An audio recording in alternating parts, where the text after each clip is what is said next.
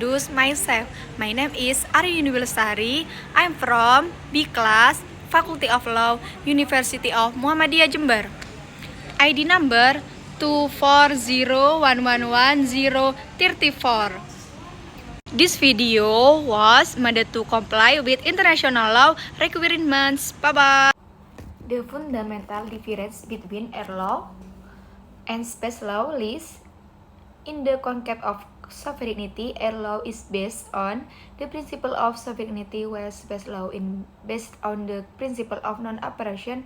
Under air law, a country has full and exclusive authority over this airspace above its land and territorial waters. This means that no foreign aircraft may fly over it without permission. This is based on the 1944 Chicago Convention, which serves as the constitution for international civil aviation, ensuring the safety and regularity of national air navigation. In contrast, space law views space as international territory that cannot be claimed by any country. Similar to the high seas, according to the 1967 Outer Space Treaty, space is a common property of mankind, the province of all mankind. 3. All countries have equal freedom to conduct exploration and scientific research as long as it's conducted for peaceful purpose. The principle of fault liability. Presumption of liability. Under the principle, the carrier is considered responsible for losses, accidents, delays, or loss of goods unless the carrier can prove that they took all necessary measures to prevent the loss. Essentially, fault is presumed to lie with the airline until they can prove otherwise. 2. The principle of absolute liability, strict liability. This principle states that the carrier is liable for losses incurred without needing to prove a fault. As long as the loss occurs during flight operation, the airline must pay compensation. Additionally, the airline is directly liable regardless of who is at fault, usually up to a certain threshold for the amount of the loss, as in the two-tier system of the Montreal Convention. 3. The principle of limited liability. Limitation of liability to safeguard the aviation industry from the risk of bankruptcy to excessive claims. Risk of bankruptcy due excessive claim. International law sets a maximum limit on the amount of the compensation that carrier must pay. Essentially, there is a ceiling or upper limit on the amount of the compensation, unless willful misconduct can be proven.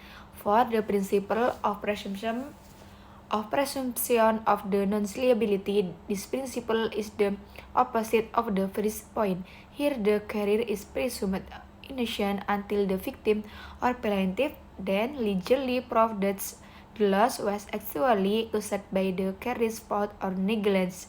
Essentially, the burden of the proof rests with the passenger atau Number 2, legally the validity of this arrangement is very strong based on the 1994 Chicago Convention. The FAIR is a technical, not political, division of air navigation service areas. This means that the FAIR does not determine the boundaries of a country's airspace sovereignty.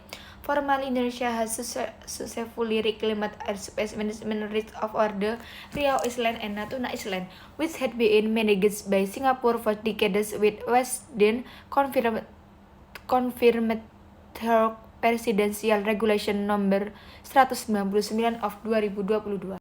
Number 3. Internal waters. Land waters.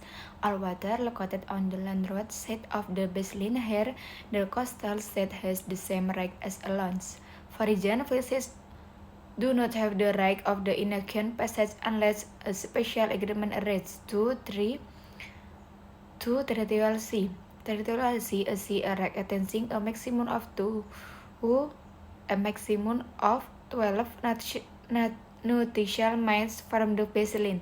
3. Contiguous zone. Contiguous zone, a zone whose width may not exceed 24 nautical miles from the baseline or 12 miles from the outer limit of the territorial sea. For exclusive economic zone (EEZ), sea land extending a maximum of 200 nautical miles from the baseline. For continental shelf includes the seabed of the subsoil that constitute the natural extension of the land area to outer edge of the continental shelf with a minimum limit of 200 nautical miles and a maximum of 350 nautical miles. 6. Hexis all parts of the sea not included in the EEZ, territorial sea or internal waters of any country. So China CSCS conflict legal basis based on Article 56 and 57 UNCLOS 1182. Sovereign rights over natural resources are determined through the exclusive economic zone (EEZ) extending 200 nautical miles from the legal baseline. Problem: China's historical 9-dash line claim is not recognized by UNCLOS. The 2016 Permanent Court of the Arbitration (PCR) ruling explicitly declared the claim to be legally baseless. Opinion: China is obligated to align its claim with the provision of UNCLOS. Resolution must be achieved through diplomatic and legal channels. Article 279. Not through militarization or the construction of artificial islands that damage the marine ecosystem.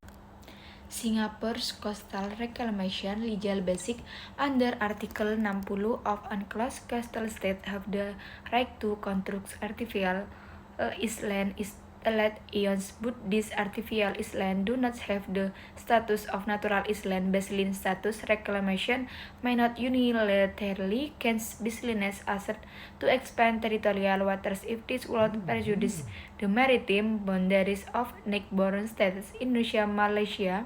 Opinion: Singapore cannot use reclaimed land to claim larger maritime areas. Furthermore, under Article 192 and 194, Singapore has a legal obligation to prevent transboundary pollution and environmental damage resulting from sand dredging and reclamation activities.